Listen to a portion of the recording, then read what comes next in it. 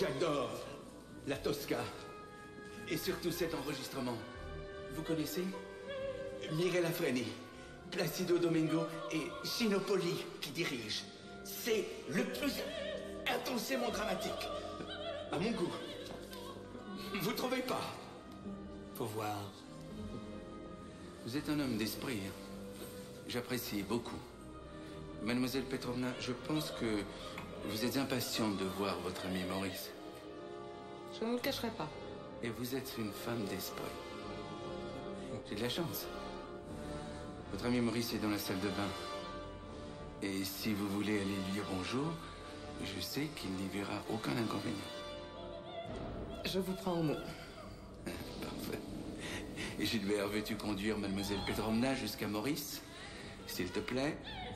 Je peux t'accompagner si tu veux. Non, Gilbert. Voulez-vous que je vienne avec vous, Cécile?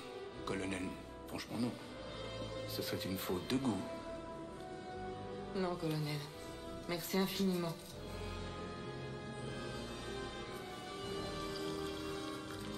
Elle est charmante.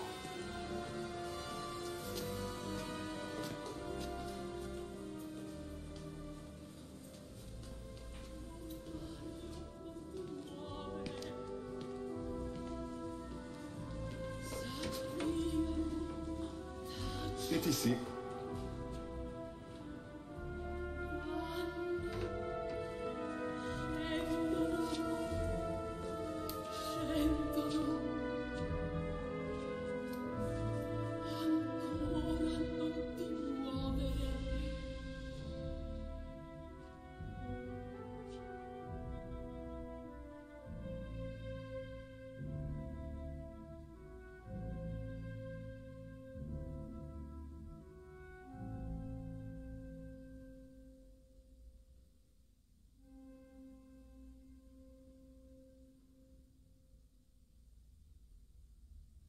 Presto su, Mario, Mario, su presto andiamo, su, Mario, Mario.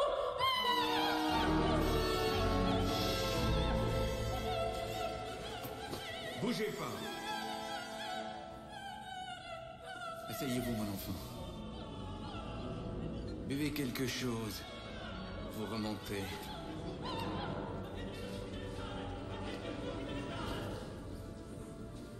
Le rhum ici, c'est comme le cognac. Le cognac.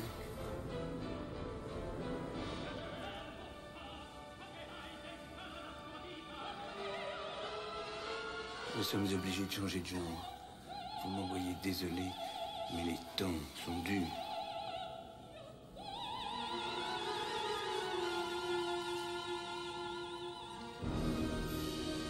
Vous n'avez pas l'air désolé du tout. Ça va mieux. Notre ami Sissi vient de retomber sur Terre.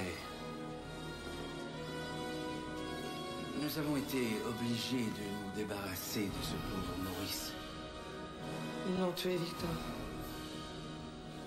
Ils lui ont enfoncé une aiguille dans l'œil qui a traversé jusqu'au cerveau. Pourquoi avez-vous fait ça?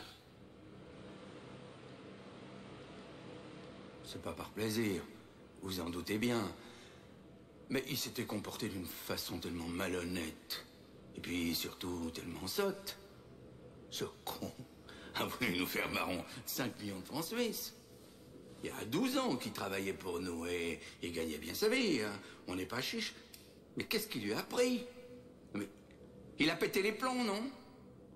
Enfin, maintenant, il risque plus les courts-circuits. C'est trop du cul. Yvon, remets-nous la fin de la Tosca, s'il te plaît. Vous voulez dire que la mallette que j'avais dans le placard de ma chambre contient 5 millions de francs suisses? Vous ne le saviez pas? Mais si je l'avais su, vous croyez que je serais resté sur une chaise longue à vous attendre? Je ne me fais aucune illusion sur la profondeur de la connerie humaine. Je vous jure que je ne suis pas bête à ce point-là. J'enregistre, mais alors pourquoi ce trafic de mallettes? Mais c'était une blague, je trouvais ça rigolo de faire semblant d'échanger les mallettes et que ce soit finalement lui qui me donne la sienne. Il savait qu'il y avait de l'argent dans la mallette, puisqu'il l'avait dit à Sissi.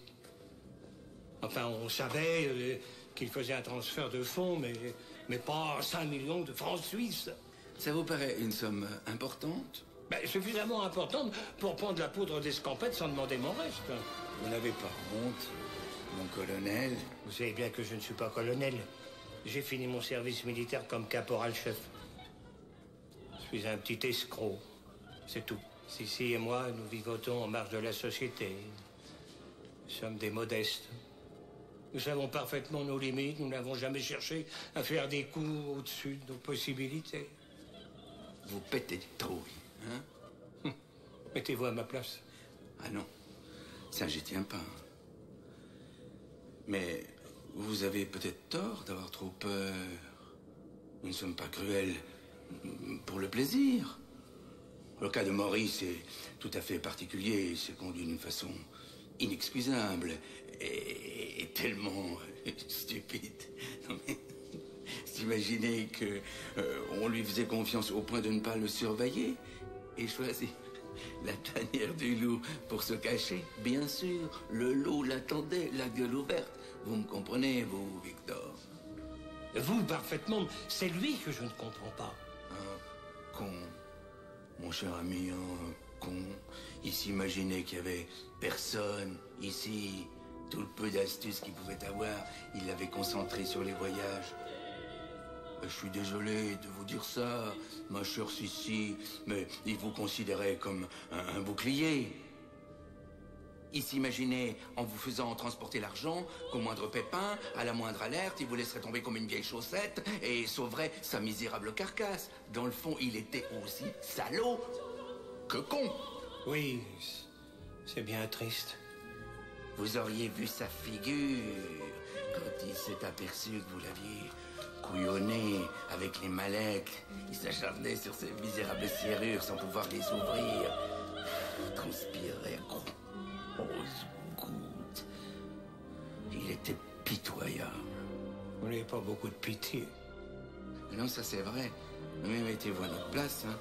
On était obligés de faire sauter les serrures. Et tout ça pour n'y trouver que des vieux journaux. Une année complète du Figaro.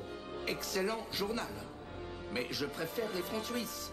C'est pourquoi j'étais obligé d'être assez radical avec notre ami Maurice. Notre conseil d'administration n'aurait jamais admis une quelconque...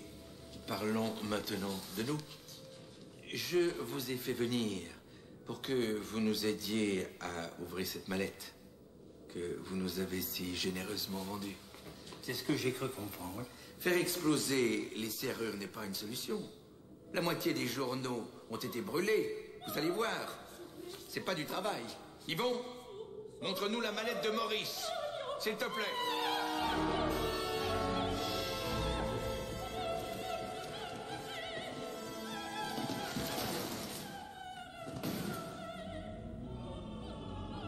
Regardez ce massacre. Vous vous rendez compte si c'était du fric? Bon, allez, donne-nous les chiffres des serrures. Mais je ne les connais pas. Comment voulez-vous que je les connaisse? Fouillez dans votre mémoire, mon vieux. Mais c'était pas une question de mémoire.